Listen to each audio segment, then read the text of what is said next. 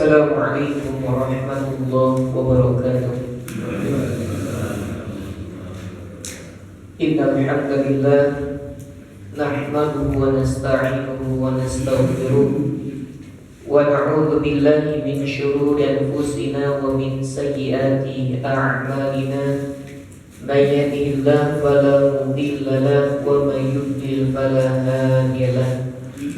Asyhadu an la ilaha illallah wahdahu la syarika lahu wa asyhadu anna Muhammadan 'abduhu wa rasuluhu alladzi la nabiyya ba'dahu. Allahumma shalli 'ala nabiyyina Muhammad wa 'ala alihi wa sahbihi ajma'in, amma ba'd.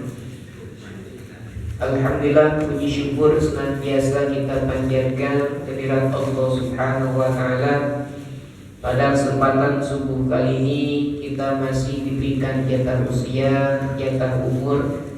Tentu harapan kita semua kita mampu memanfaatkan kesempatan yang Allah berikan untuk senantiasa meningkatkan kualitas iman kita, meningkatkan kualitas ketakwaan kita di hadapan Allah Subhanahu wa taala. Salawat serta salam semoga terus tercurah limpahkan kepada Nabi kita, uswah hasanah kita, Nabi Muhammad sallallahu alaihi wasallam, beserta keluarganya, para sahabatnya, dan juga kita semua selaku umatnya. Baik para hadirin rahimahullah, kita lanjutkan kembali pembahasan tafsir kita, masuk di surat Al-Masad atau surat Tabbat atau surat Abu Lahab. Kita baca dulu ayatnya sebelum kita nanti menginjak ke tafsirnya. Boleh diikuti, boleh disimak. A'udzu billahi minasy syaithanir rajim.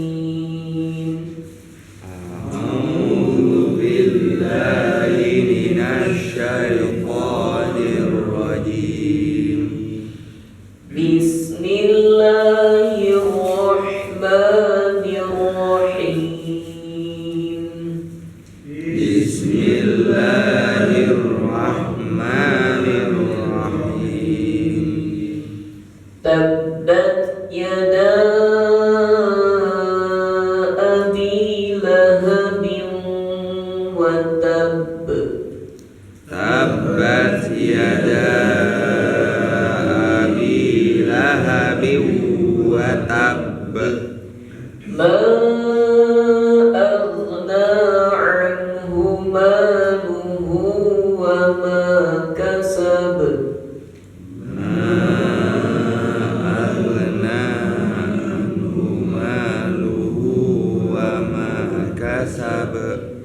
Sayasla naran dhata lahab. Sayasla naran dhata lahab. Wa imra'atuhu hammalatal hatab. Wa imra'atuhu hammalatal hatab. Fi jidha hablum min masad. Fi jidha hablum min masad. Ibnu Katsir menyebutnya dengan surat Tabbat, wahia makiyah, termasuk kategori surat makiyah. Kemudian dalam riwayat Imam Bukhari dari sahabat Ibnu Abbas, beliau menuturkan anna Nabiyya sallallahu alaihi wasallam kharaja ila Babha. Sesungguhnya Nabi sallallahu alaihi wasallam keluar rumah menuju daerah, menuju tempat yang bernama Babha. Fasa'idal jabal, kemudian naik ke gunung atau disebut dengan lembah Gunung Sofa. Fanada, kemudian Nabi berseru, ya sobahah, ya sobahah. Ini ungkapan yang digunakan oleh orang-orang Quraisy untuk mengumpulkan masyarakat terkait ada hal yang penting yang harus disampaikan, terutama kalau ada ancaman. Kalau orang yang dagang beda lagi kan itu, kadaria, nah itu ya. Itu ungkapan pedagang orang Sunda untuk mengumpulkan pembeli itu mah. Kadarir. Terjemahnya ada di bawahnya. Nah ini Nabi ingin mengumpulkan kaum Quraisy, masyarakat Quraisy pada waktu itu untuk berkumpul. Fajlama'a ilaihi Quraisyun. Lalu orang-orang Quraisy pun berkumpul. Kepo, ada apa ini? Muhammad mengumpulkan, kami memanggil. Pasti ada sesuatu hal yang sangat penting sehingga harus disampaikan kepada halayak umum. Setelah berkumpul, kemudian Rasulullah SAW bertanya dengan suatu pertanyaan. Ara'aytum in haddathtukum anna al-aduwa mus'ibukum aw mumsikum akuntum tusaddiquni. Bagaimana pendapat kalian jika saya berbicara kepada kalian, memberitahu kepada kalian, memberi informasi sesungguhnya musuh sudah bersiap-siap baik pagi ataupun sore siap menyerang kalian nih. Kira-kira apakah kalian membenarkanku atau mendustakanku kira-kira? Membenarkanku nggak? Menganggap saya benar atau menganggap saya bohong? Kalau mereka menjawab serentak semuanya sama, jawabannya na'am, ya. Kenapa Pak? Kenapa?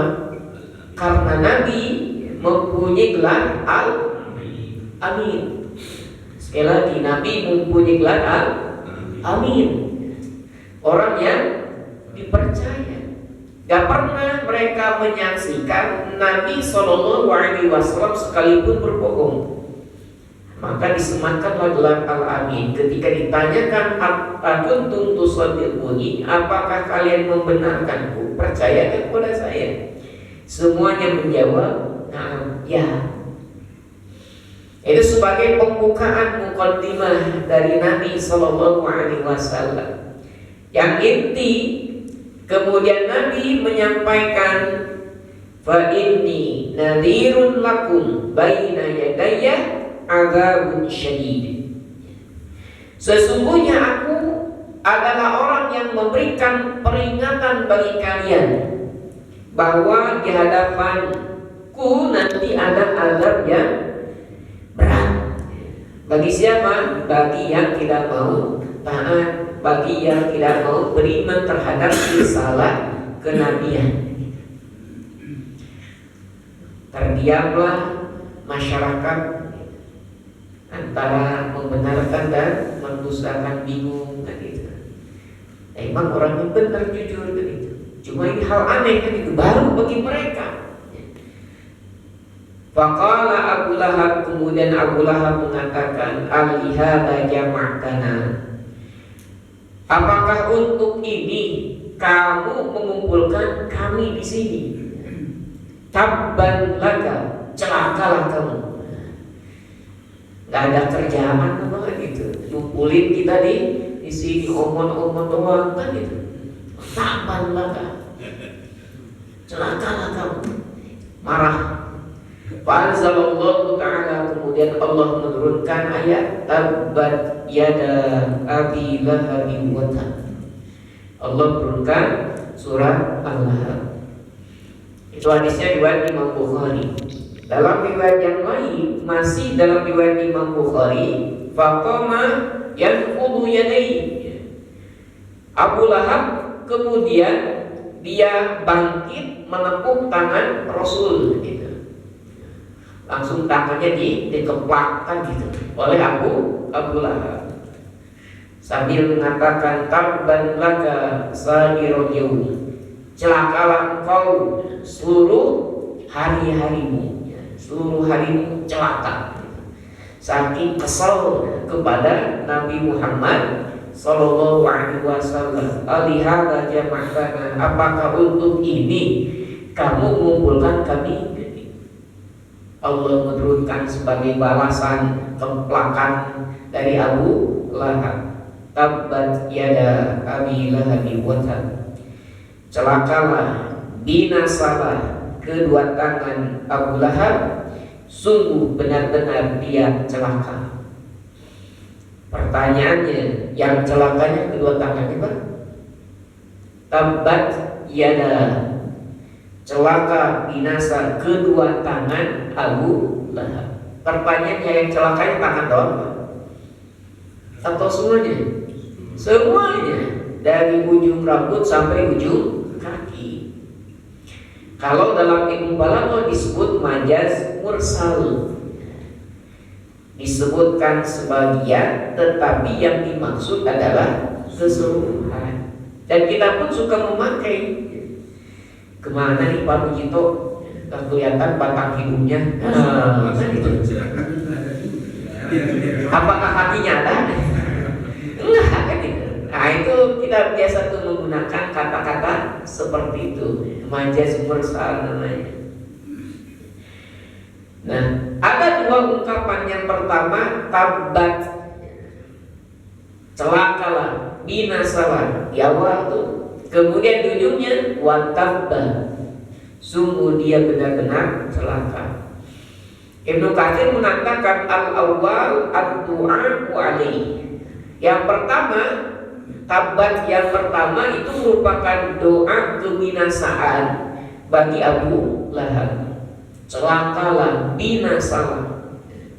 Yang kedua, wasani yang di belakang itu khobar anhu, terkait informasi membenarkan bahwa Abu Lahab celaka, binasa. Ini luar biasa. Vonis terhadap Abu Lahab binasa dan celaka itu ketika masih hidup. Na'udzubillah min dzalik. Dan ini menunjukkan apa? Menunjukkan kemujizatan Al-Quran. Bahkan sampai akhir hayatnya Abu Lahab ini dia tidak masuk Islam. Kalau dia berpikir agak pintar dikit gitu ya, gimana Pak? Ya minimal bohong deh kan gitu ya, minimal ngibul deh kan gitu, pura-pura masuk Islam sehingga informasi dari Al-Quran itu salah kan gitu. Jangankan masuk Islam beneran Pak, bohongan saja pun tidak. Ini menunjukkan kemujizatan Al-Quran. Abu Lahab hadza huwa ahadu a'mami Rasulillah sallallahu alaihi wasallam. Abu Lahab ini adalah salah seorang di antara paman Rasulullah sallallahu alaihi wasallam. Bapak Nabi siapa namanya? Abdullah. Salah satu di antara paman Nabi adalah Abu Lahab. Nama aslinya siapa? Nama aslinya Abdul Uzza. Abdul Uzza itu nama aslinya. Abdul Uzza bin siapa? Abdul Muttalib. Sama berarti paman Nabi. Kalau ayah Nabi Abdullah bin Abdul Muttalib, kalau Abu Lahab Abdul Uzza bin Abdul Muttalib.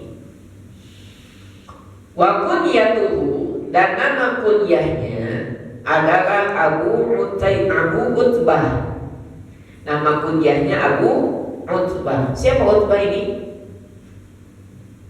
Siapa Utbah ini? Anaknya. Nama kunyah itu biasanya diawali dengan abun atau umun, kemudian dengan nama anak, itu namanya kunyah. Misalkan saya punya anak namanya Maryam, maka nama kunyah saya siapa? Abu Maryam gitu. Dipakai kan di kitab Pak nama kunyah ini? Ada yang dipakai. Ada yang dipakai. Ada Abu Alif ada. Abu Alif berarti anaknya Alif kan gitu. Ataupun bapak kan gitu. Bapak Alif kan gitu. Bapak Alif padahal namanya siapa? Cahyono kan gitu. Nama aslinya Cahyono tetapi dipanggil Pali kan gitu. Nah itu ketika disebut Bapak Alif itu namanya isim kunyah, nama kunyah. Nah Utbah ini nama anaknya. Ada Utbah, ada Utaibah. Kalau Utbah dia nanti masuk Islam ketika Fathu Makkah. Kalau Utaibah dia tidak masuk Islam, meninggal dalam keadaan tragis. Diterkam binatang buas, diterkam oleh singa. Kenapa disebut Abu Lahab? Ibnu Katsir mengatakan li isyraqi wajhihi. Disebut Abu Lahab dan terkenal namanya dengan Abu Lahab li isyraqi wajhihi. Saking bersinarnya wajah dari Abu Lahab. Jadi kayak lampu kan?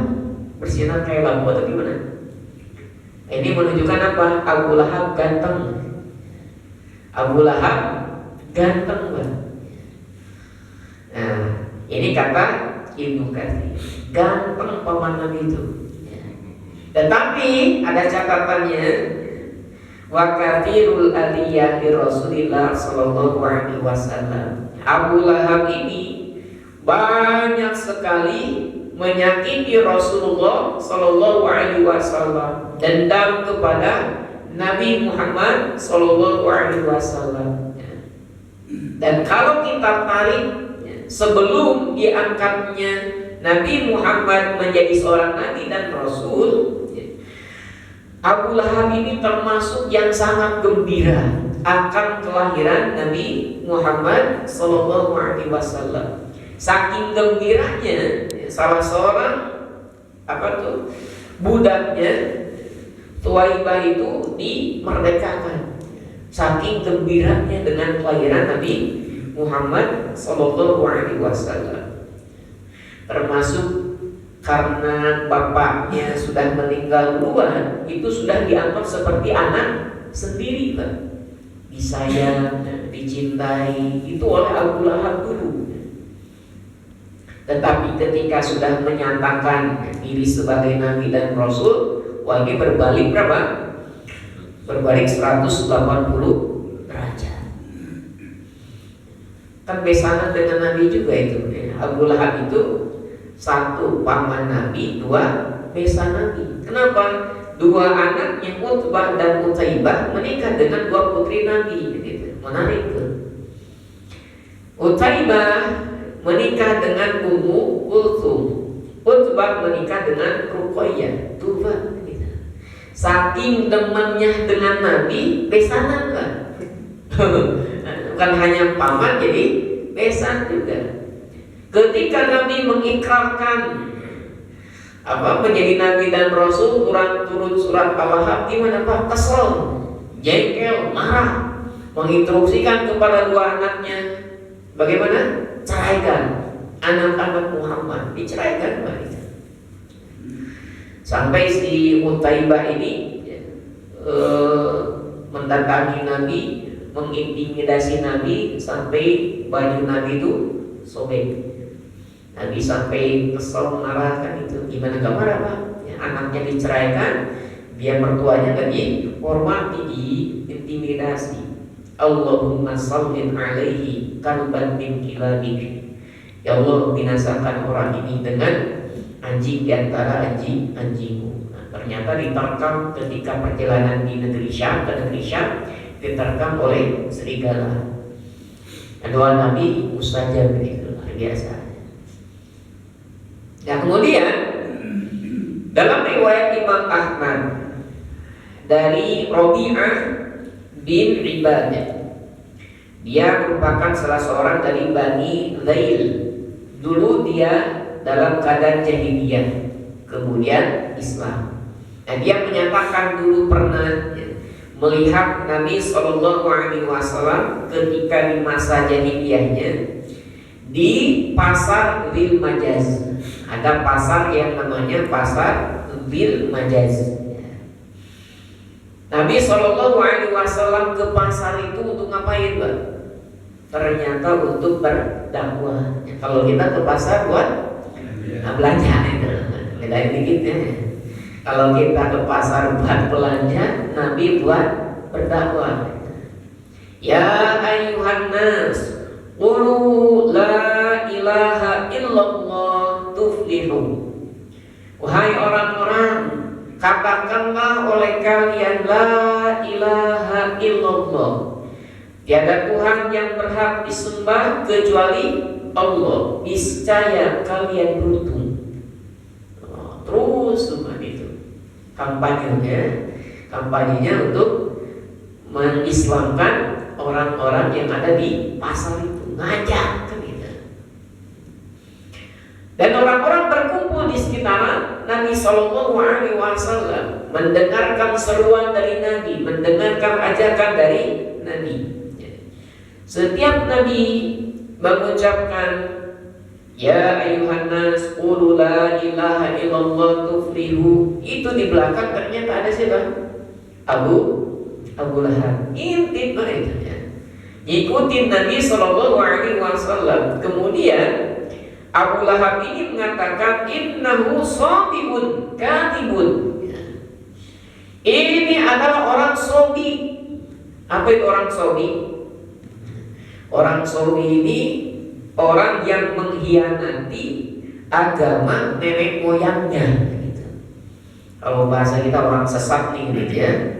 Nah, dia kenapa? Sudah mengkhianati nenek moyangnya. Kadibun, dan juga pendusta, pembohong, tukang ngibul. Hati-hati, jangan percaya gitu. Nah, itu ngintip itu memprovokasi. Ini provokator nih, supaya orang-orang yang berada di pasar itu tidak percaya, tidak mau terhadap ajakan Rasulullah Shallallahu Alaihi Wasallam.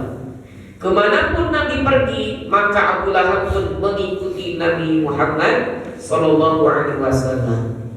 Bahkan dalam riwayat yang lain sampai melempari Nabi, bukan hanya ngomong doang kan itu, dilempari oleh batu sampai kaki Nabi itu berdarah.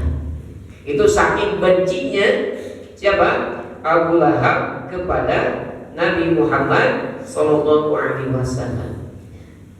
Tabbat yada abi lahabin wata. Sungguh binasa, sungguh celaka kedua tangan Abu Lahab, sungguh dia binasa.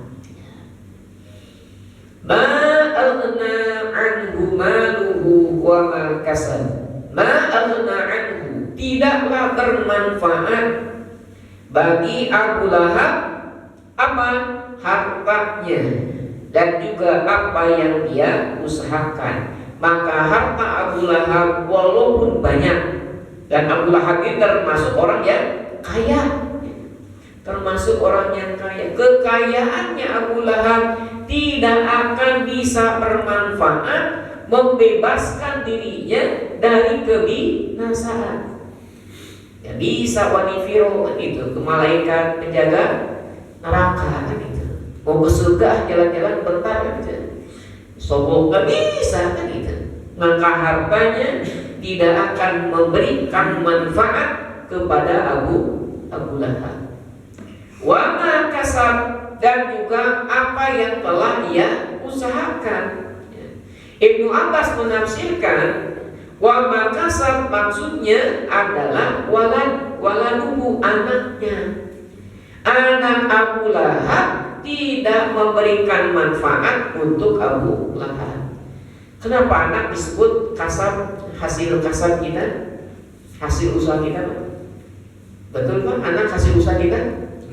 Betul kan itu. Kalau nggak ada usaha kita nggak mungkin ada anak kan gitu ya. Itu hasil usaha berdua ya, suami dan istri. Maka kalau istri hanya mengaku anak saya, kata istri, betul nggak Pak? Anak itu anak istri, bukan anak suami. Betul nggak Pak? Ada yang betul. Wawan itu kan melahirkan Pak, mengeluarkan. Yang mengeluarkan anak apakah istri doang? Iya. Salah. Yang mengeluarkan tetap itu suami dan istri. Bagaimana kalau suami nggak keluar Pak? Nggak ngeluarin sesuatu, bisa nggak jadi anak? Nah itu berdua tuh ya. Maka anak itu hasil usaha dari ibu dan bapak. Termasuk anak-anak Abu Lahab itu tidak akan memberikan manfaat untuk Abu Lahab. Jangankan yang beriman, Utbah nanti masuk Islam kan gitu. Doanya nyambung nggak kepada bapak ini? Gak nyambung Pak. Kalau bahasa informal apa? Bahasa teknologi nggak connect kan gitu. Ada sinyalnya itu, ada sinyal wifi-nya, tapi nggak connect, nggak nyambung Pak gitu. Ini antara anak dan bapak. Kenapa nggak nyambung? Karena bapaknya meninggal dalam keadaan kafir. Maka anaknya pun tidak akan memberikan manfaat kepada Abu Lahab ini. Sayang kan itu. Kalau anak tidak memberikan manfaat untuk kita sebagai orang tua. Salah satu aset yang berharga yang kita miliki apa Pak? Anak kan itu. Karena selamanya kita tidak akan pernah hidup begitu. Gak mungkin kan hidup selamanya. Ada jatah usia, jatah waktu. Sholat ketika itu. Kalau sudah meninggal masih sholat Pak? Udah berhenti kan itu sholatnya. Saum sampai selamanya Pak? Ya sampai kita hidup kan gitu. Kalau sudah mati nggak usah saum, nggak usah naik lagi kan gitu. Maka kalau nggak mau sholat gimana Pak? Udah mati ya. Salah satunya kan gitu ya. Karena kalau sudah mati nggak usah sholat, nggak usah saum, udah. Yaitu ketika meninggal, sholat stop, saum stop, umroh stop, tapi pahala masih butuh nggak Pak? Masih butuh kan gitu. Maka salah satu diantaranya adalah waladin sholihin yad'ulahu, dari anak yang soleh yang senantiasa mendoakan kepada kita sebagai orang tuanya tuh ngalir terus gitu. Jadi aset tabungan berharga bagi kita. Tetapi kalau bapaknya kafir, meninggal dalam keadaan kafir, gak nyambung gitu. Gak nyampe. Yaitu kata Allah Subhanahu wa ta'ala bahwa harta dan apa yang dia usahakan, anak di sini itu tidak memberikan manfaat kepada Abu Lahab. Nah, Ibnu Mas'ud mengatakan, anna Rasulullah sallallahu alaihi wasallam lama da'a qaumahu ilal iman. Rasulullah sallallahu alaihi wasallam ketika mendakwahi kaumnya, mengajak kaumnya untuk iman, untuk masuk Islam, mengucapkan 2 kalimat syahadat.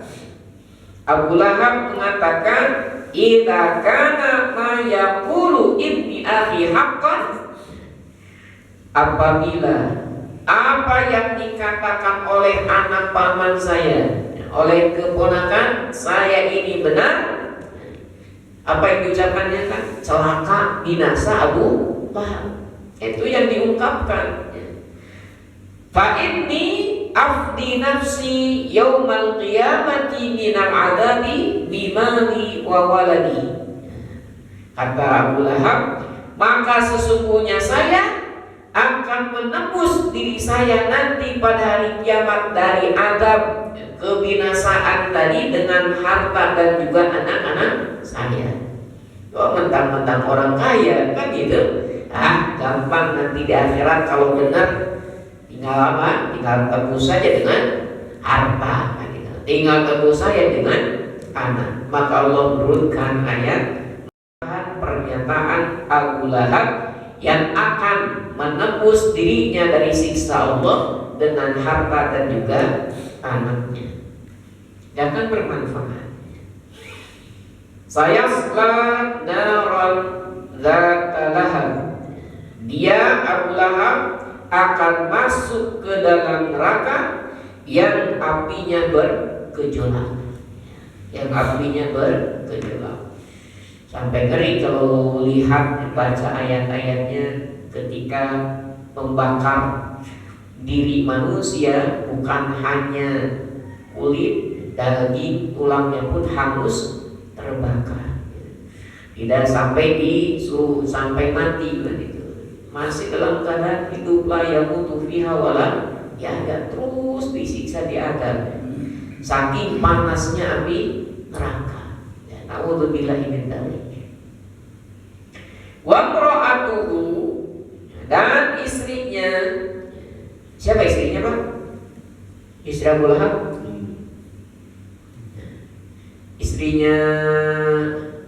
Istrinya anak Herman siapa? Abu Lahab. Istrinya Abu Lahab ya Ibu Lahab. Kayak sama ditanya siapa istri Pak RW? Ibu RW. Istrinya Abu Lahab ini namanya siapa? Urwa. Ada yang nyebutnya Arwa, ada yang nyebutnya Urwa. Arabnya gundul ya. Maka ada yang menyebut membacanya Urwa, ada yang membacanya Arwa. Itu nama istri Abu Lahab, Urwa bintu Harbin. Urwa anaknya Harb. Nah ini Urwa ini mempunyai laqab Ummu Jamil. Ummu Jamil, ibunya kecantikan. Saking cantiknya istri Abu Lahab. Ini serasi Pak? Serasi nggak Pak? Serasi, kan Abu Lahabnya ganteng tadi. Abu Lahabnya ganteng, istrinya cantik. Ini pasangan serasi, gitu. Pas gitu. Kalau ganteng dengan cantik pas. Kalau biasa-biasa dengan biasa-biasa apa Pak? Pas. Jelek dengan jelek? Pas. Nah sekarang saya tanya Pak, kalau istrinya cantik, suaminya biasa-biasa bahkan jelek, pas tidak? Pas. Pas saja. Pas ketika mampu apa? Mampu menghadapi situasi dan kondisi tersebut, dan itu pas. Ada suami istri ya, suaminya begitu sangat jelek, sangat jelek, istrinya sangat cantik, tetapi yang sangat luar biasa keluarganya harmonis dan itu Pasti kaya. keluarganya harmonis. Ketika ngobrol ya, ini so sweet kan itu kelihatan, sehingga yang lain apa istilahnya baper kan itu, bahwa perasaan dan keluarga ini kan itu. Istrinya sangat cantik, suaminya sangat jelek. Sehingga ditanya, apa sih kiat-kiatnya? Apa kiat-kiat sukses membangun rumah tangga yang harmonis sehingga kita baper yang melihatnya? Kata sang suami gimana? Alhamdulillah, saya menjadi suami yang paling bersyukur. Saya menjadi suami yang paling bersyukur ketika mendapatkan istri yang sangat cantik. Oh itu ya. Itu ternyata kuncinya, menjadi suami yang sangat bersyukur. Ditanya istrinya, lantas kiat suksesnya apa? Membangun rumah tangga yang harmoni. Kata istrinya, saya menjadi istri yang bersabar. Nah, istri yang bersabar. Kenapa? Suaminya aja lain kan ya. Nah itu kiat sukses gitu. Syukur dan sabar. Artinya pas juga nantinya kan itu. Pas. Nah, ini Ummu Jamil saking cantiknya. Dan disebutkan wa kana aunan li zawjiha ala kufrihi wa juhudihi wa inadihi. Istri Abu Lahab ini dia sebagai pembantu, penolong kepada suaminya yang kufur untuk mengkufuri Nabi Muhammad, menentang Nabi Muhammad Sallallahu Alaihi Wasallam. Maka orang yang membantu kekufuran, membantu keburukan sama dengan orang yang melakukan itu.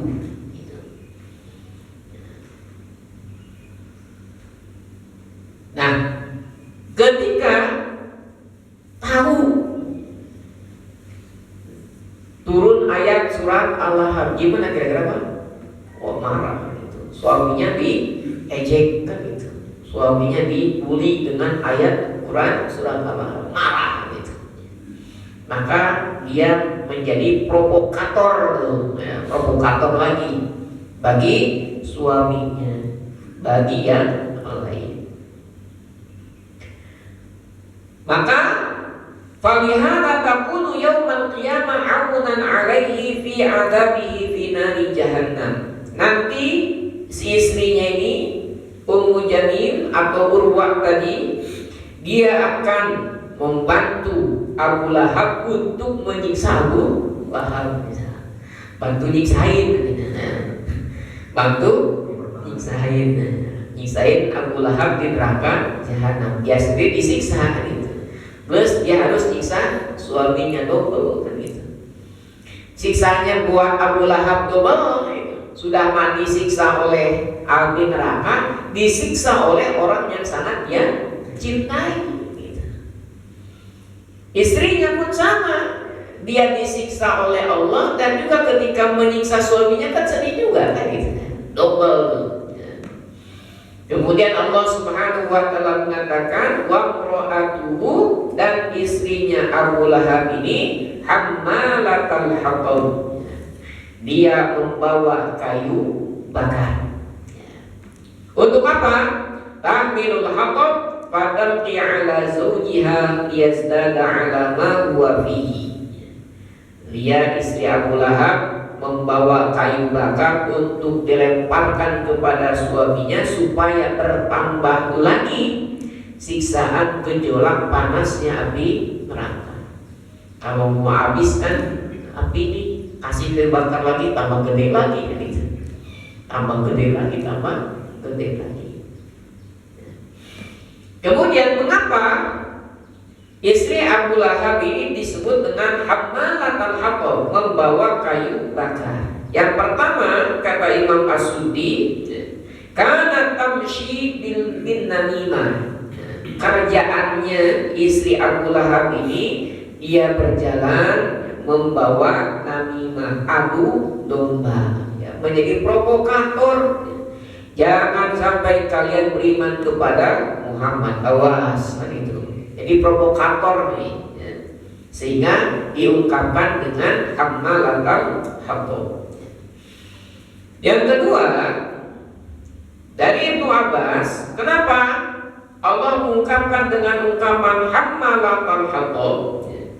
Karena tawaru asyauka fi tariqi Rasulillah sallallahu alaihi wasallam. Ternyata istri Abu Lahab ini, dia suka menyimpan, ya, kayu yang berduri, yang masih ada durinya, di jalan yang suka dilalui oleh Rasulullah sallallahu alaihi wasallam. Maka balasannya itu membawa kayu bakar. Padahal kaya miskin Pak, istrinya Pak kaya. Mungkin gak ada orang kaya bawa kayu bakar Pak. Cari kayu bakar. Wah, itu kehinaan itu. Cara menghinakan Allah terhadap istri Abu Bakar. Sehingga diungkapkan dengan ungkapan membawa kayu bakar. Karena yang biasa membawa kayu bakar itu adalah orang fakir, orang miskin, itu bukan orang kaya. Wa imra'atuhu hammalatal hatab. Ini istri Abu Lahab, dia membawa kayu bakar.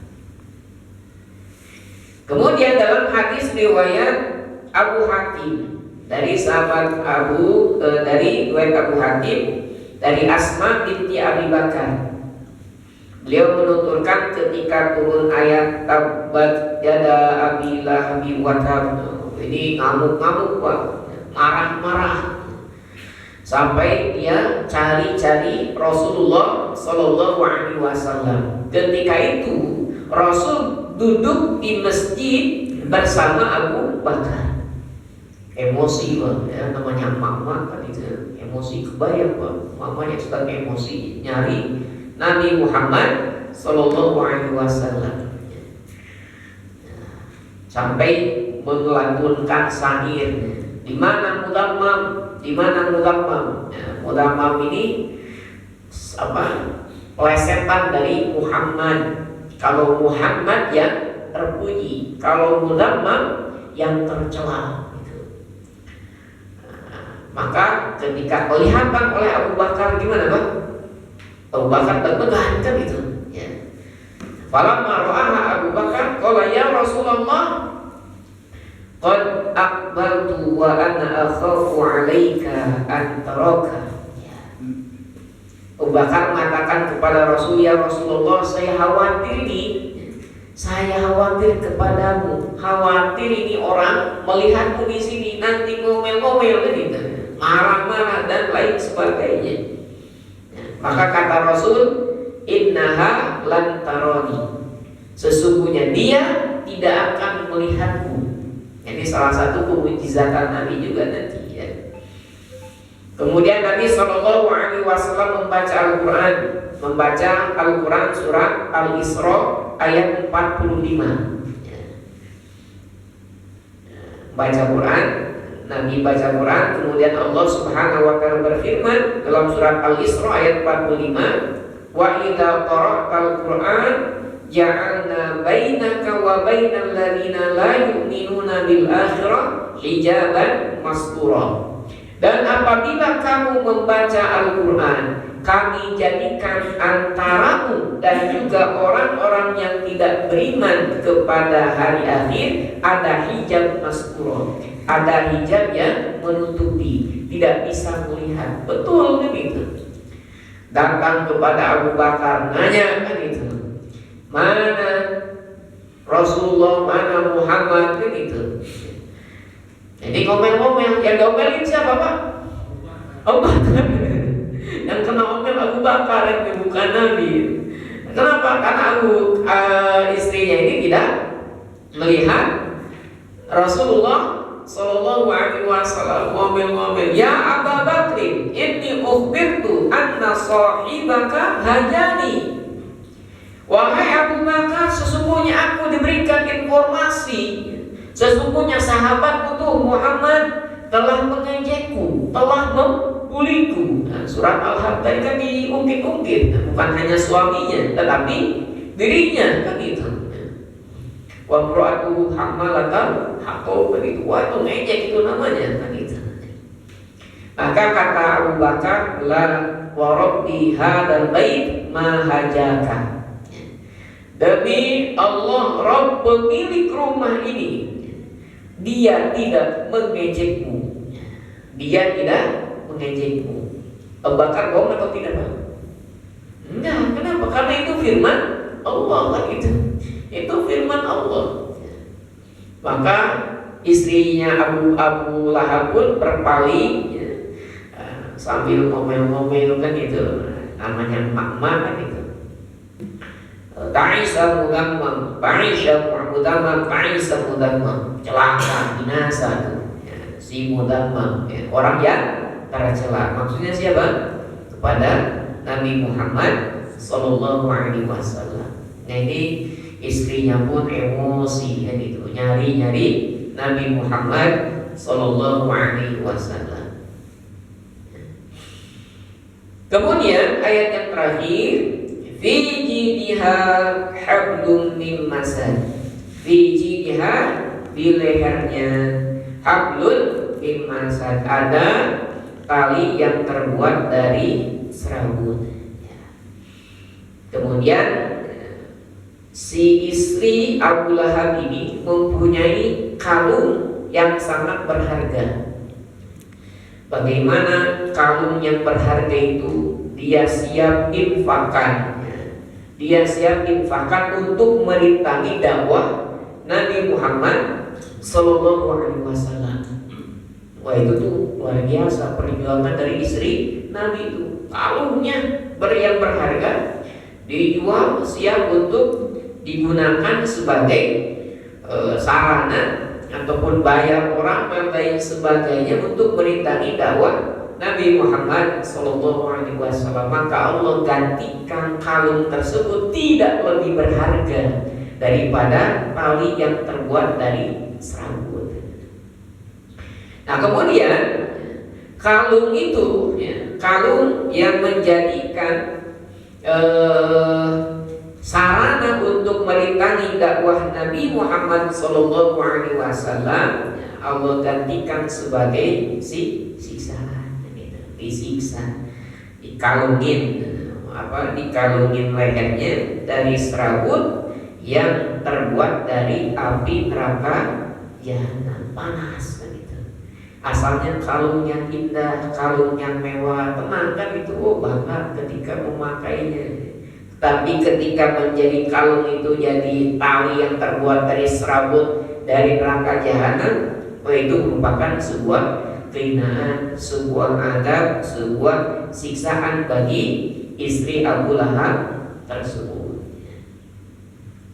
Nah, terakhir, para ulama mengatakan wa fi hadhihi surah mu'jizatun zahiratun wa dalilun wadihun 'ala nubuwah.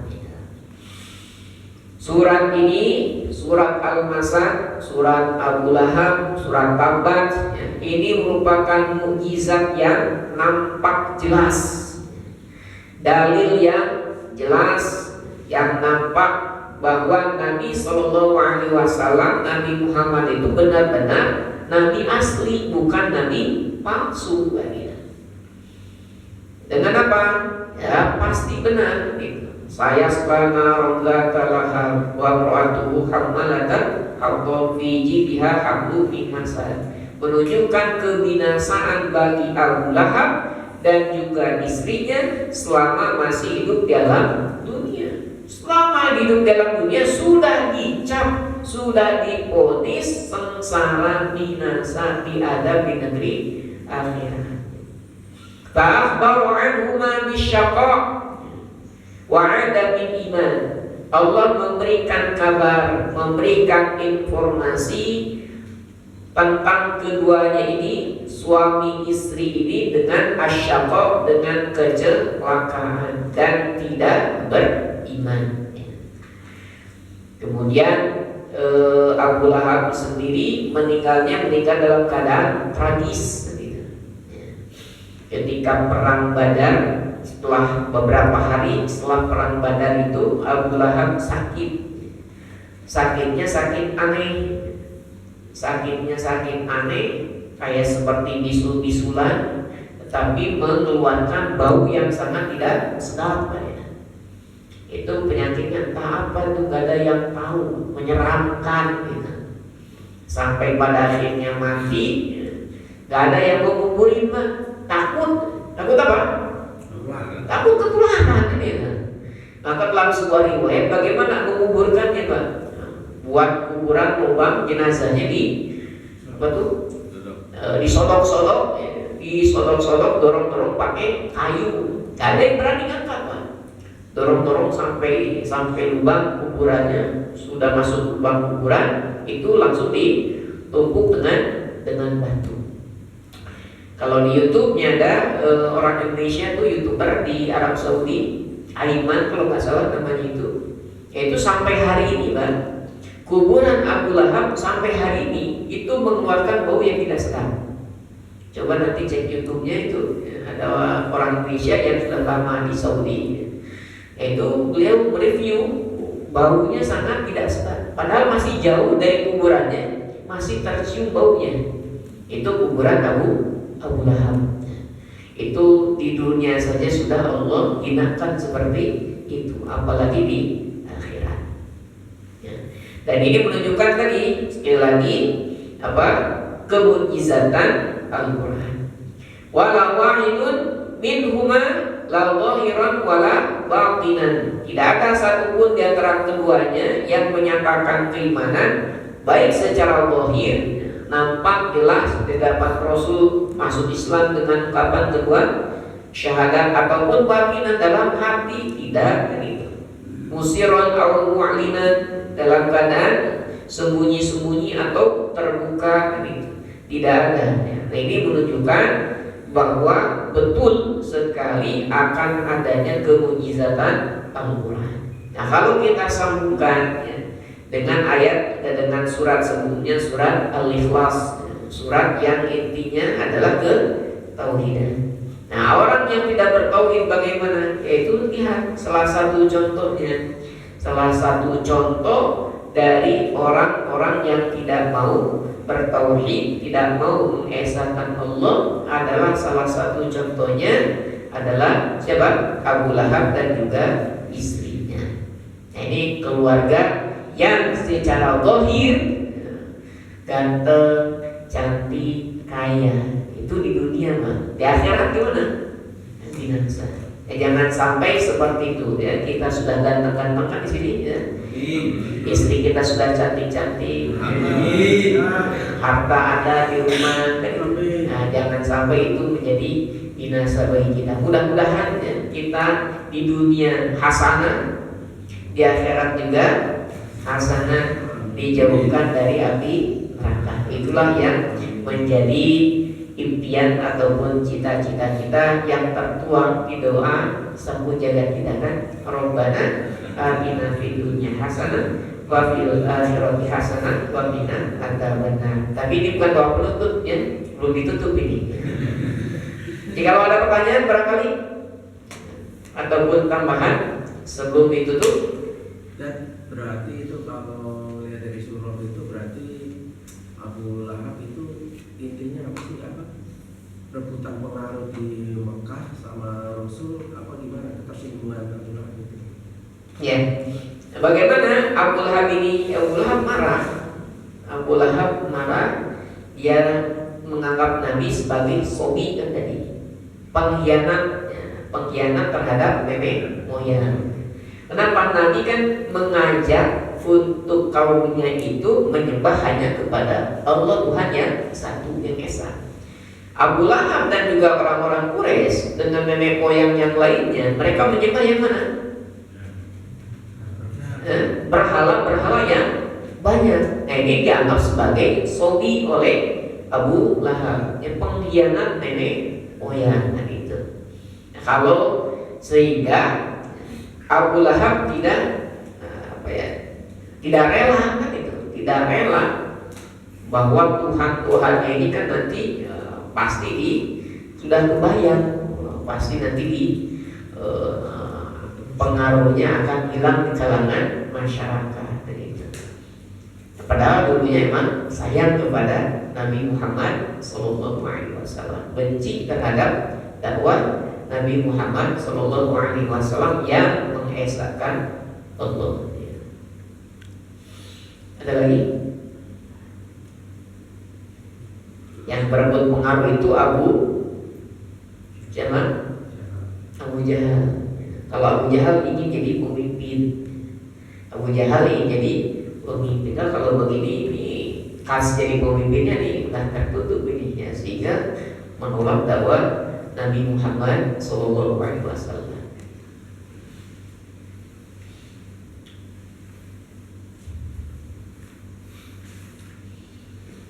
Cukup kan? Kalau cukup kita tutup saja dengan doa Rabbana atina fid dunya hasanah wa fil akhirati hasanah wa qina adzabannar. Subhanaka Allahumma wa bihamdika asyhadu an la ilaha illa anta astaghfiruka wa atubu ilaik. Wassalamualaikum warahmatullahi wabarakatuh. Waalaikumsalam. Udah waktu syuruk, yang salat syuruk udah bisa.